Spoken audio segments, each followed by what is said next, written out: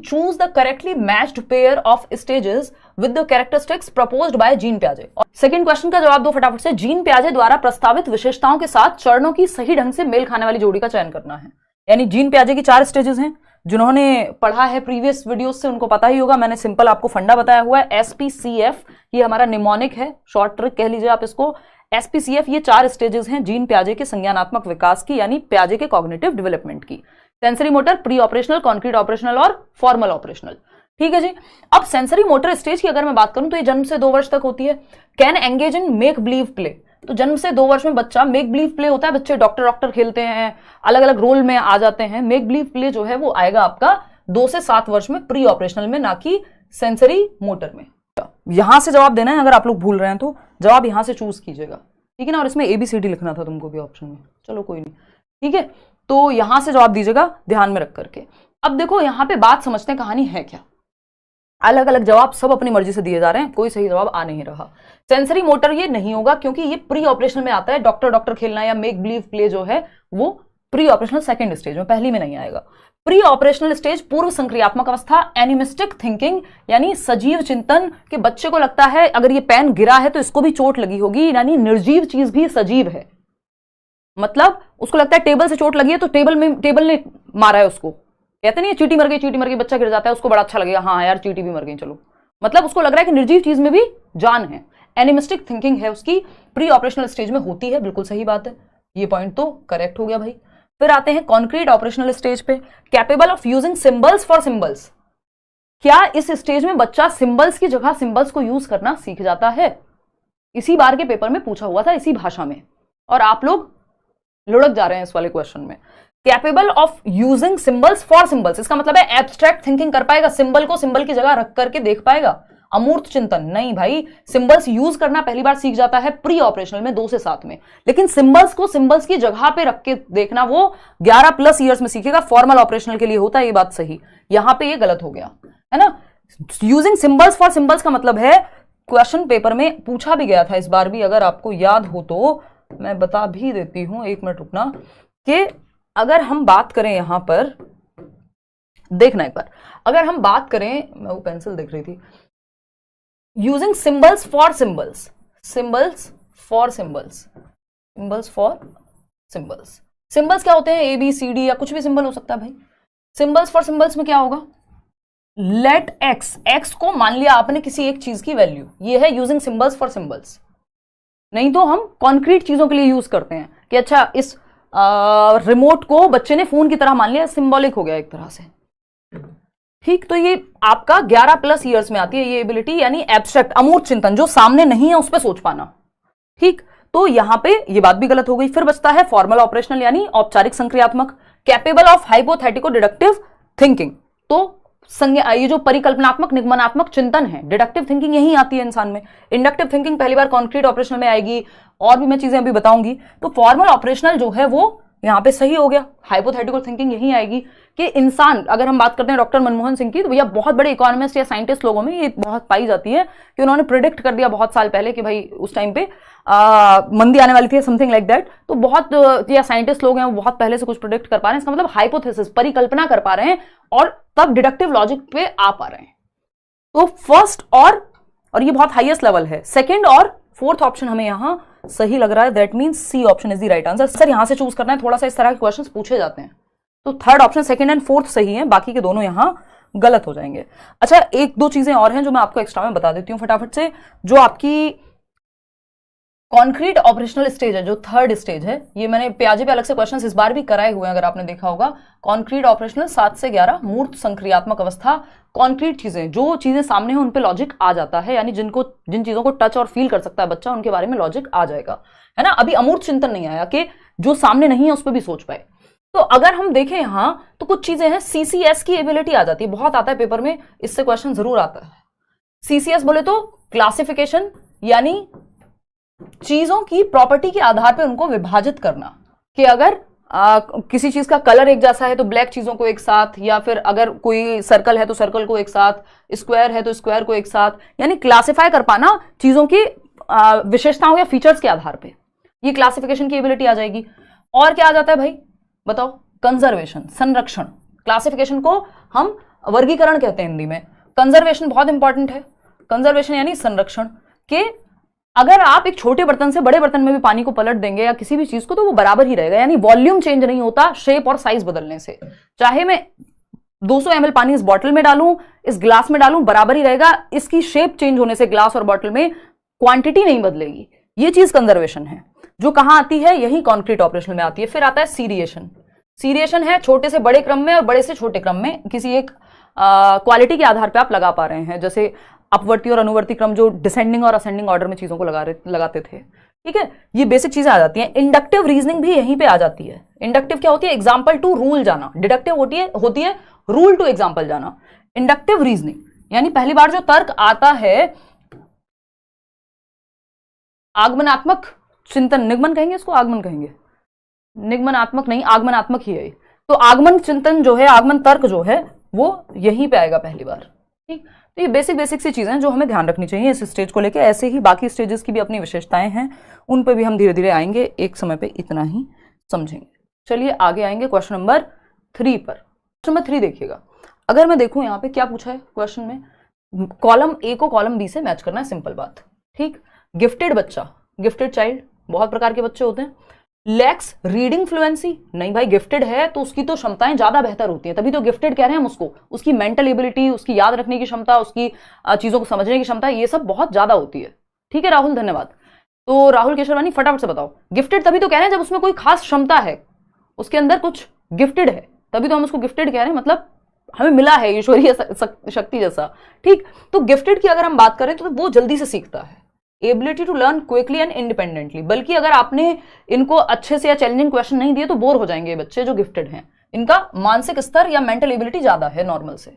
3 प्रकार के गिफ्टेड होते हैं, उसमें बाद में आएंगे, बट इनकी जो एबिलिटी होती है वो ज्यादा होती है, कमिटमेंट ज्यादा होती है, जब तक तोड़ेंगे नहीं तब तक छोड़ेंगे नहीं, और क्रिएटिविटी इनकी जो है वो ज्यादा होती है, यानी कुछ नया करने की क्षमता इनके अंदर होती है। ये रेंजोली ने 3 लक्षण बताए थे गिफ्टेड बच्चों के। लर्निंग डिसेबल्ड, यानी इसको कोई सीखने में समस्या है। लैक्स रीडिंग फ्लुएंसी, हो सकता है भाई। क्रिएटिव बच्चा तो कुछ ओरिजिनल सॉल्यूशन निकालेगा, कुछ नया सोचेगा, नोवल सोचेगा। एडीएचडी वाला बच्चा है तो उसका ध्यान एक जगह पे नहीं टिकेगा, वो टेंडेंसी उसकी डिस्ट्रैक्ट होने की ज्यादा है। तो आपका जो लर्निंग डिसेबल्ड है वो इसमें डिसलेक्सिया हो सकता है कि उसको पढ़ने में फ्लुएंसी नहीं है। तो सिंपल है, गिफ्टेड फर्स्ट का हो गया फोर्थ, फर्स्ट का फोर्थ कहीं दिख रहा है भाई, डी है, ये एक ही जगह पे है, तो इस ऑप्शन को तो एलिमिनेट कर देंगे। फिर आएंगे सेकंड पे, लर्निंग डिसेबल्ड तो हम ए के साथ जा रहे हैं, तो ए यहां पर है। ठीक है जी, डी के बाद ए। फिर थर्ड ऑप्शन है क्रिएटिव का, क्रिएटिव जो है वो आपका ओरिजिनल थिंकर होगा, यानी यहां पे हो गया सेकंड ऑप्शन बी। ठीक है, फिर आगे आपका एडीएचडी, तो यहाँ पे एडीएचडी वाले बच्चा जो है वो डिस्ट्रैक्ट बहुत जल्दी होता है, अटेंशन में कमी होती है उसके, तो उसको पार्ट्स में तोड़ के आपको चीजों को समझाना होता है। 30 मिनट का काम उसको एक साथ नहीं देते, 5-5 मिनट के 6 हिस्सों में तोड़ देते हैं, क्योंकि वो ज्यादा देर टिक के बैठ नहीं पाता, attention deficit hyper activity disorder वाला बच्चा। ठीक, तो second option is the right answer. आगे बढ़ेंगे क्वेश्चन नंबर 4 पर। ये थोड़ा सा आसान लगना चाहिए आप लोगों को क्वेश्चन, फटाफट से बताएंगे आप लोग। Miss you ma'am, same year Ragini, मैंने भी आप लोगों को बहुत मिस किया। देखिएगा एक बार क्वेश्चन नंबर 4। क्वेश्चन नंबर 4 देखिए, repeatedly asking children to engage in learning activities either to avoid punishment और टू गेन रिवॉर्ड। यानी आप बच्चों को लर्निंग एक्टिविटी में एंगेज करने को कह रहे हैं कि भैया कुछ सीख लो, पढ़ लो। क्यों? क्योंकि या तो रिवॉर्ड मिलेगा या फिर पनिशमेंट मिलेगी। या तो पापा कहेंगे कि तुम निकलो घर से, तुम्हारी नौकरी नहीं लग रही है, या शादी कर देंगे तुम्हारी, ये है पनिशमेंट। कुछ लोगों के लिए रिवॉर्ड भी हो सकता है शादी करना, बट पनिशमेंट हो गया जनरली। जैसी ठीक है, आते हैं, खैर इस बात को साइड रखेंगे। तो पनिशमेंट से बचने के लिए और रिवॉर्ड को पाने के लिए आपको पढ़ाई करनी है, ऐसी चल रही है दुनिया। बट ये पेडागॉजी के हिसाब से बहुत अच्छी अप्रोच नहीं है, ये हमारी मजबूरी है, ये हमारा क्या कहेंगे, बहुत ही विडंबना कह लीजिए इस चीज को, कि सारा सोसाइटी या बहुत सारी चीजें, जैसे कॉम्पिटिटिव एग्जाम्स की तो पूरा फंक्शन ही ऐसे कर रही हैं चीजें, 1-2% लोगों को छोड़ दें तो, कि लोग मजबूरी में या नौकरी जरूरी है, वो सब रीजंस ज्यादा है हमारे, हमें घर की गरीबी मिटानी है, जरूरत है, ये सब चीजें। और वो पर्सनल जो इंटेंशन है या बहुत इंटरेस्ट है वो बहुत कम लोगों का है ना। तो लेकिन हमें स्कूल में बच्चे को उसका इंटरेस्ट से पढ़ाना है, ना कि पनिशमेंट के भय से या रिवॉर्ड के लालच में। बहुत अच्छी तबीयत है अनिल अभी पहले से। डिक्रीज एक्सट्रिंसिक मोटिवेशन, अभी बताऊंगी उसको। बाहरी अभिप्रेरणा कम होती है इससे, नहीं ये तो बाहरी ही है। बाहरी क्या है? जिसका रीजन बाहर हो। 2 तरह की मोटिवेशन है, एक इंटरनल एक एक्सटर्नल। तो ये एक्सटर्नल को ही तो प्रभावित करेगा, डिक्रीज क्यों करेगा?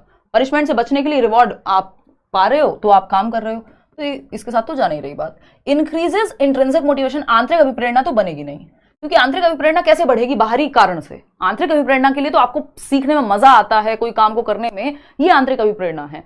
Learning for the sake of learning, for the Joy of learning, ऐसे नहीं कि मेरे को अगर साइकोलॉजी पढ़ना पसंद है तो मैं नहीं भी पढ़ा रही हूं तब भी पढ़ लूंगी, ठीक है ना। Would encourage children to focus on mastery rather than performance goals, यानी मास्टरी लर्निंग बेस्ट होती है। 3 प्रकार की ओरिएंटेशन होती है या गोल्स होते हैं एक तरह से, ये पेपर में पूछा जाता है हर बार, पिछली बार भी आया था और ये मैंने आपको मैराथन में भी सबसे पहले बताया हुआ है। एक है आपका performance oriented goals, performance orientation goals, कि आपकी मोटिवेशन किस रीजन से है। दूसरा है आपको, ये चतुर है, वो 3 इडियट्स का चतुर याद कर लीजिए, जिसको फर्स्ट आना है, रट्टा लगाओ चाहे कुछ भी हो, फर्स्ट आना है, ठीक। दूसरा है आपका फेलियर अवॉइडेंस, ये राजू रस्तोगी है, बस जिसको पास हो जाना है किसी भी तरह से, कहीं फेल ना हो जाऊं, 90 नंबर आ जाए सीटेट में। जिन्होंने लास्ट में पढ़ना शुरू किया होगा उनकी स्थिति ऐसी होगी कि फेलियर से बचना है बस, ठीक है ना। ये राजू रस्तोगी मान लीजिए 3 इडियट्स का, ठीक। बहुत साल से ये एग्जाम्पल्स में देती हूँ, अब तो बहुत लोग यूज करने लग गए। फिर आता है मास्टरी ओरिएंटेशन, पारंगत बनना है आपको, मास्टर बनना है किसी चीज में, तो ये बेस्ट है मास्टरी ओरिएंटेशन, क्योंकि यहाँ पे ये रेंचो है, जो रणछोड़ दास छाछड़ जो भी उसमें दिखाए गए हैं 3 इडियट में कैरेक्टर, एक्चुअल में भी वो एग्जिस्ट करते हैं लद्दाख में, तो ये सोनम वांगचू, तो ये मास्टरी ओरिएंटेशन पे थे मूवी में पूरे, कि इनको सीखने में मजा आ रहा है, डिग्री मिल रही है नहीं मिल रही है, बाकी सब चीजें सेकेंडरी हैं। तो ये बेस्ट है बच्चे के लिए कि उसको इंटरेस्ट आए सीखने में, वो मास्टरी के लिए, कि वो बेहतर कर पाए किसी चीज में। एग्जैक्ट क्वेश्चन आया हुआ है और आता है हर बार, एक क्वेश्चन जरूर आएगा, ठीक। परफॉर्मेंस यानी परफॉर्म करना है, फर्स्ट आना है, कुछ भी करके, रट के आओ, पढ़ के आओ, जो करके आओ। फेलियर अवॉइडेंस है, बस फेलियर से बच जाऊं, तो जितने मान लीजिए सीटेट में 60% चाहिए और कैटेगरी में चाहिए आपके 55%, तो इतने आ जाएं बस, ठीक। ये है फेलियर अवॉइडेंस। मास्टरी ओरिएंटेशन है, मेरे को एक एक टॉपिक आता हो, मुझे जानना है सब कुछ, मुझे पूरा सिलेबस पढ़ना है, मुझे मजा आता है, ये है मास्टरी ओरिएंटेशन। नंबर जितने आएंगे अपने आप आ जाएंगे, तो ये मास्टरी ओरिएंटेशन है, बेस्ट इसमें से मास्टरी ओरिएंटेशन है, ठीक। तो ये यहाँ पे फोकस करेगा मास्टरी ओरिएंटेशन पे। नहीं भाई, जब वो पनिशमेंट से बचने के लिए पढ़ रहा है तो कहां से मास्टरी पे ध्यान होगा, उसको तो बस किसी तरह से पास होना है ना, तो ये गड़बड़ है। Decreases children's natural interest and curiosity involved in learning, यानी बच्चे के अधिगम में बच्चों की स्वाभाविक अभिरुचि तथा जिज्ञासा कम हो जाती है इस चीज से, कि मेरा नेचुरल इंटरेस्ट किसमें है, इस पे मैं जान ही नहीं पाऊंगी कभी। क्यों? क्योंकि अगर मुझे चाइल्ड डेवलपमेंट एंड पेडागोजी में मजा आ रहा है सीटेट के एक सब्जेक्ट में, तो मुझे टेंशन इस बात की मुझे मैथ्स भी पढ़ना है, मुझे ये भी पढ़ना है, मुझे वो भी पढ़ना है। तो अगर नेचुरल इंटरेस्ट इंसान नहीं जान पाएगा, क्योंकि पूरा ध्यान है बस फेलियर से बचना है, पनिशमेंट से बचना है, रिवॉर्ड मिलेगा, तो इसमें जो आपके अंदर का नेचुरल, किस चीज में आप सच में अच्छा कर सकते थे, वो निकल के ही नहीं आ पाएगा, मौका ही नहीं मिलेगा। तो स्वाभाविक जो अभिरुचि या जिज्ञासा है, जो क्यूरियोसिटी है, जो इंटरनल मोटिवेशन है, वो पता ही नहीं लगेगा। इंटरनल का मोटिवेशन का तो तब पता लगेगा, आंतरिक का तो जब आपको पता तो हो आपका इंटरेस्ट किसमें है। तो 4th option is the right answer. आगे बढ़ेंगे, क्वेश्चन नंबर 5 देखिएगा फटाफट से, ध्यान से जवाब दीजिएगा, इसमें आप लोग गलतियां करेंगे। बताइएगा, a teacher identifies the difficulty in pronunciation of a child while reading English prose loudly, this may be called.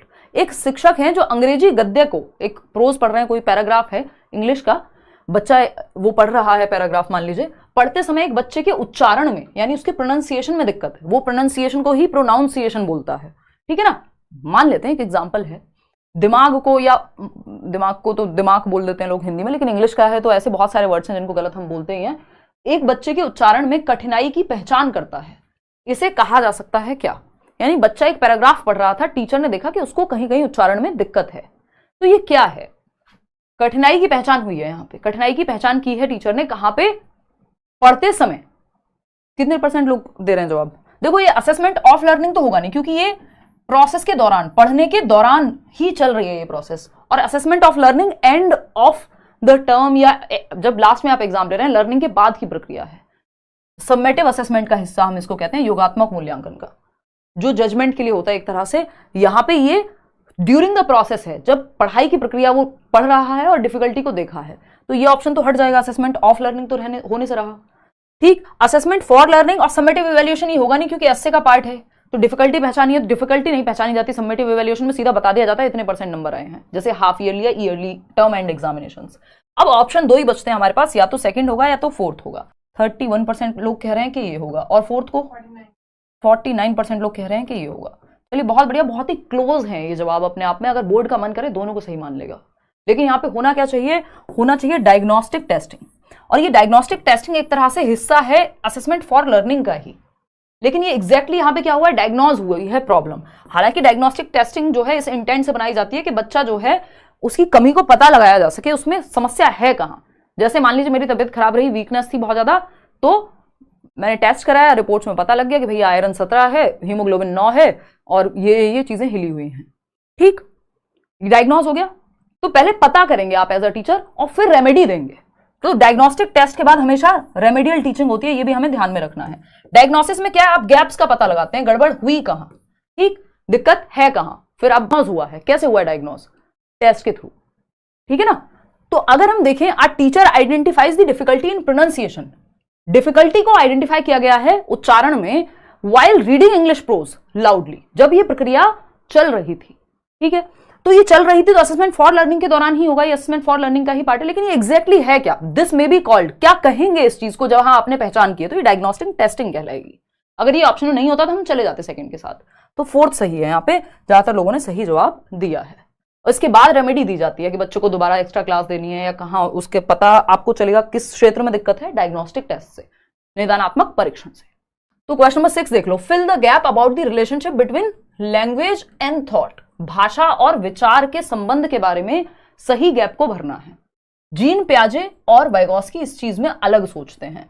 तो वाइल जीन पियाजे बिलीव्स डैश इन्फ्लुएंसेस डैश, तो जीन पियाजे क्या मानते हैं, कॉग्निशन लैंग्वेज को इन्फ्लुएंस करता है, यानी जो आपका संज्ञान है वो आपकी भाषा को प्रभावित करेगा, यानी जैसे जैसे बच्चे का दिमाग डेवलप होता है अपने आप से भाषा भी जो है उसकी वो डेवलप होनी शुरू होती है, ठीक लग रही है बात। या लैंग्वेज कॉग्निशन को, नहीं उल्टा हो जाएगा, वो तो कॉग्निटिव डेवलपमेंट की बात करते हैं, उससे फिर वो कहते हैं पहले थॉट आता है और फिर लैंग्वेज आती है। और थॉट किसका पार्ट है, थिंकिंग किसका पार्ट है, कॉग्निटिव डेवलपमेंट का, कॉग्निशन का। समझ पा रही हो कितनी डीप बात हो गई है ना, कि कॉग्निशन का पार्ट क्या, थिंकिंग, रीजनिंग, प्रॉब्लम सॉल्विंग, ये किसका पार्ट है, कॉग्निशन का। तो हम यहां अगर थॉट लिखा होता तब भी बात वही थी, यहां कॉग्निशन लिखा है, इसका मतलब थिंकिंग के बाद लैंग्वेज डेवलप होती है, ठीक है। तो यहां पे हम ये मान सकते हैं। और कोई है ऑप्शन, एनवायरमेंट का कोई सेंस नहीं बनेगा, थॉट और हेरिडिटी नहीं हो सकता, सेकंड ऑप्शन यहां लैंग्वेज होना चाहिए था फिर, तो ये कोई और ऑप्शन बन नहीं रहा। तो अगर मैं देखूं यहां पे कॉग्निशन, जीन पियाजे बिलीव्स कॉग्निशन इन्फ्लुएंसेस लैंग्वेज, यानी जो थॉट है वो लैंग्वेज को प्रभावित करता है। लेव वाइगोस्की सजेस्ट दैट लैंग्वेज, जो भाषा है, वाइगोस्की कह रहे हैं कि जो भाषा है वो कॉग्निशन को डेवलप करती है, यानी लैंग्वेज क्या है, ग्रेटेस्ट टूल है संज्ञान के विकास के लिए, ऐसा वाइगोस्की कहते हैं कि लैंग्वेज एक टूल है। फिर से समझ लीजिए, भाषा और विचार के संबंध में अगर हम देखें तो पियाजे का मानना है कि संज्ञान को प्रभावित करता है विचार, संज्ञान से आपकी भाषा प्रभावित हो रही है, ठीक है, और भाषा से संज्ञान डेवलप हो रहा है, ऐसा कौन कह रहा है, वाइगोस्की। संज्ञान क्या है भाई, जो भी काम दिमाग से हो रहे हैं वो सब कॉग्निशन में आते हैं, जैसे थिंकिंग, रीजनिंग यानी सोचना, चिंतन करना, जो है आपका तर्क करना, रीजनिंग करना, आपका इमेजिनेशन, मेमोरी, परसेप्शन, जितने भी काम दिमाग से संबंधित है, लैंग्वेज भी आपकी कॉग्निशन के अंदर ही आती है। और दोनों ने कॉग्निटिव डेवलपमेंट की थियरी दी है, पियाजे और वाइगोस्की ने, ठीक है ना। अब इसको थोड़ा समझ लेते हैं, फर्स्ट ऑप्शन यहां करेक्ट हो गया। अब लैंग्वेज एंड थॉट का थोड़ा सा रिलेशनशिप देख लेते हैं, पियाजे और वाइगोस्की की भाषा में। अभी मत देना पोल, इस पे हम आएंगे 1 मिनट में, देखना एक बार। अगर मैं देखूं लैंग्वेज एंड थॉट का रिश्ता, ये रिश्ता क्या कहलाता है ना।